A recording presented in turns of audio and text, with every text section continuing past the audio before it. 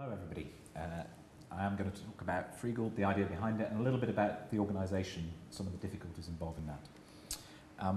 So the key thing behind this is that too much stuff goes into landfill. There was an article in The Guardian recently that said £1 in every £3 of council tax money is spent on rubbish collection, domestic rubbish collection, stuff that's going to, by and large, end up in landfill. So even if you don't care about the environment, you might care about the financial cost of that. And we all kind of know the mantra of reduce, reuse, recycle. And there's a lot of attention paid to the recycle aspect, but there's not as much attention paid to the kind of reusing aspect of this. And so we've all probably had a point where we're just throwing something away and we look at it and think, oh, this is a shame, surely somebody somewhere could use this thing, but I don't know anybody who could. And the point is, yeah, there is somebody, and they probably live just around the corner from you, and you just don't know them. And so it goes into your bin, it goes into a hole in the ground, and it's a waste. So what organisations like Freegle are about, or movements like Freegle, are how you find that one person that you don't actually know who just lives nearby, who could take something that you have no use for anymore and get some value out of it. And it could be anything, pretty much anything physical that could end up in a landfill. There are some examples there. The World War II air raid shelter is a real example. We had that offered on the Edinburgh group. It was cluttering up somebody's garden. It had been there, obviously, for a while. They wanted to grow some vegetables. But somebody else would actually think that was quite a cool thing to have. So when you get rid of something, you actually get value, even if you don't get financial value. If you give something away for free, you either get the space, you get the convenience of disposing of it easily, you get a warm glow of satisfaction perhaps at helping somebody in your local community. You might or might not feel pleased about what you've done for the planet. So you get value out of it even if you give it away. But it's crucial for this kind of thing that it's not something that's difficult for people to do. So one of the things that's really key for us is that this isn't something you pay to do. If you're going to pay somebody to get rid of something, well then you might as well ring the council and pay for a special uplift. So it needs to be free to join and free to use. So that's the problem, that too much stuff goes into landfill, and the solution to it really involves technology. So in slightly more concrete terms, what do you do to actually use a movement like Freegle? Well, all over the UK and in other organisations beyond the UK, there are these little virtual communities that are local to your particular area.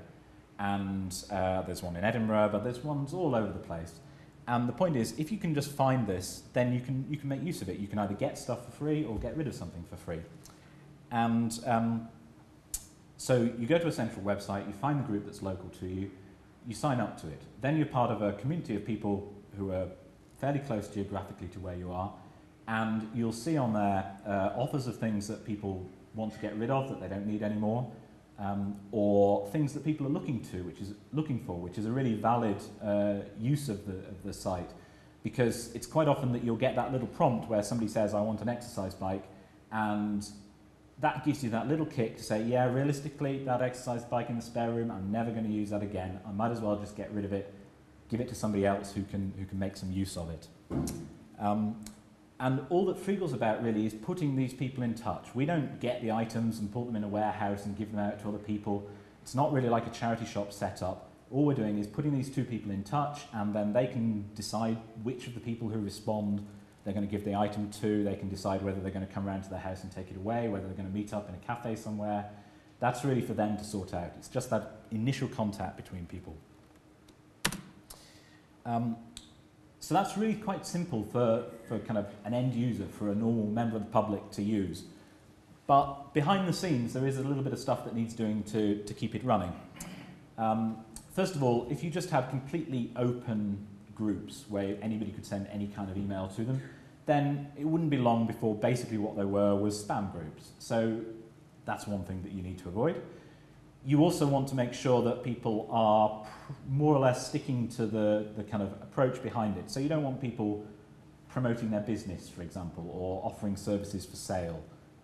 That's not really what this is about. Those aren't necessarily bad things, but that's not the forum for it.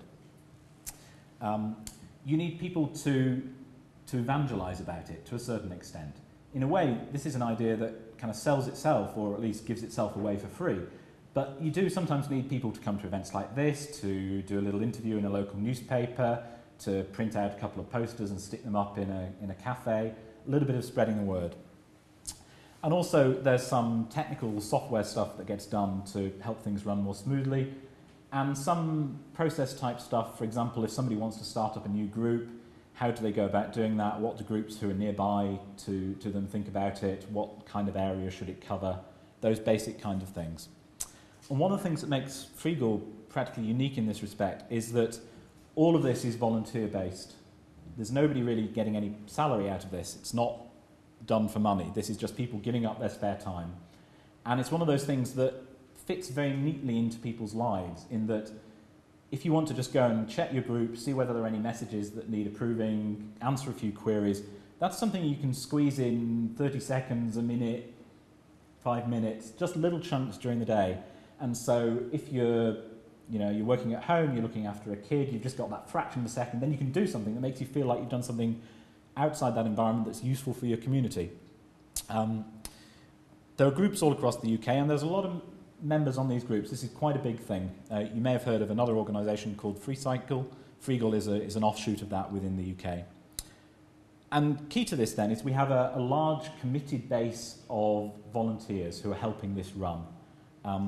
And one of the crucial things about a movement like this is, how do you get the most out of those volunteers? If you have a firm, if you have employees where you pay them, they're going to come into work, even if they're not really feeling very enthusiastic about it that day. Well, they're getting paid, they're going to come into work, and they're going to do mostly what you say because you're paying them.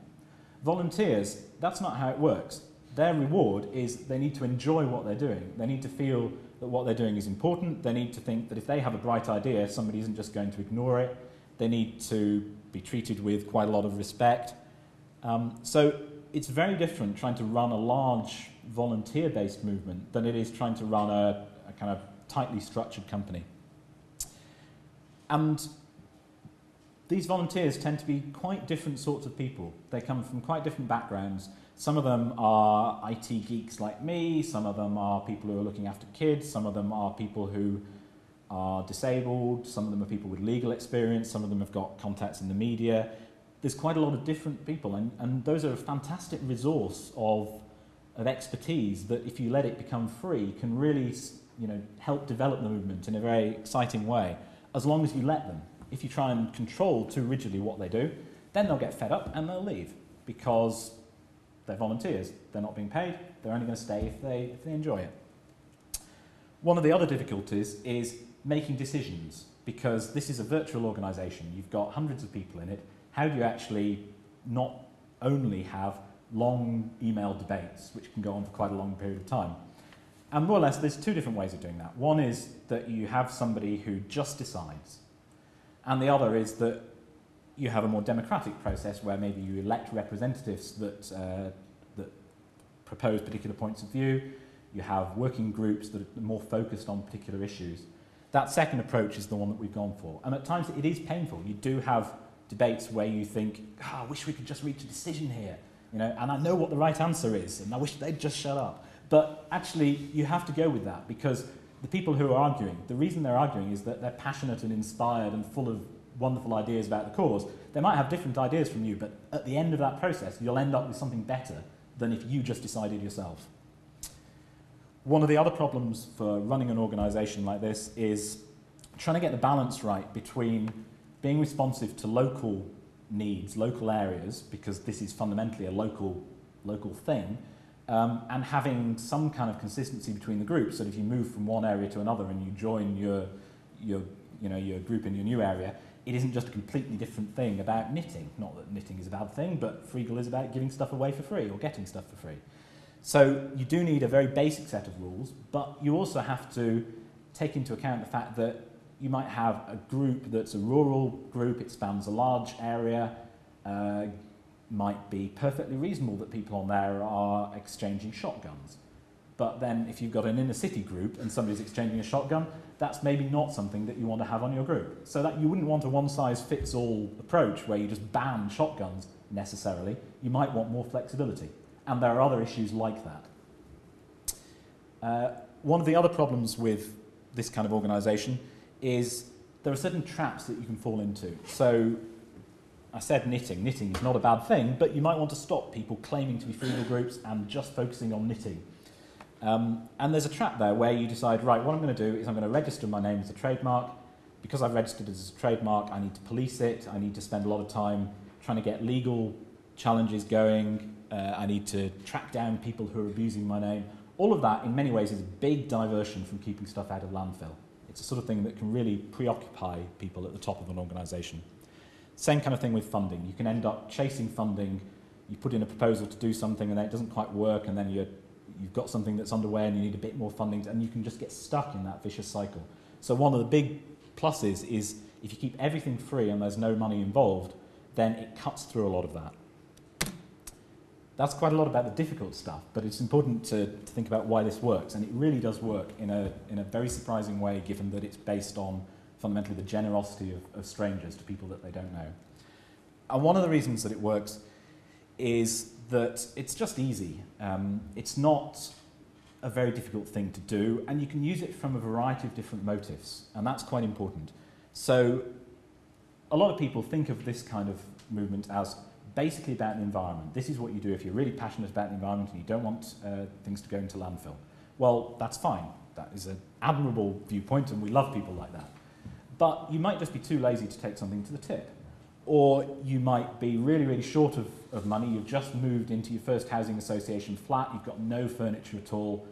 Your primary concern there is not care for the environment. Your primary concern is you have nothing to sleep on. And that's a strong motivation as well. And you can still use the group for that. It works just as well for that. And having somebody come and take something away that you don't want anymore, in many ways that's easier than ringing up the council and arranging for them to come on a particular day and leaving something out on the street. So you have a whole cluster of motivations for doing this, and that's one of the reasons why it works well. You get a lot of different types of people using it.